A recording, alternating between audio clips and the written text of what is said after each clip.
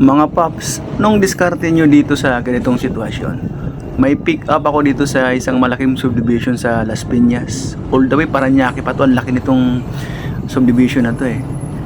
Ang problema, pagdating sa entrance, nagiiwan ng ID.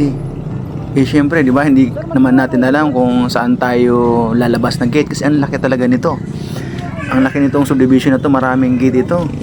Kaya ang ginawa ko na lang dito, tinawagan ko na lang, tinry kong tawagan si si S.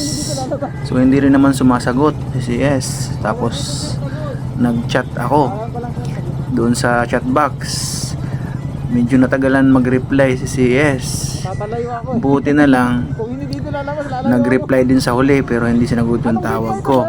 Kasi ang bala ko na talaga ipaka-cancel na o kaya ika-cancel ko na lang kasi malulugi talaga ako kapag babalik ako dito tapos malayo akong pipick up tapos malayong gate ako babalik. Talo talaga yon, di ba? Kayo anong diskarte nyo sa ganitong sitwasyon?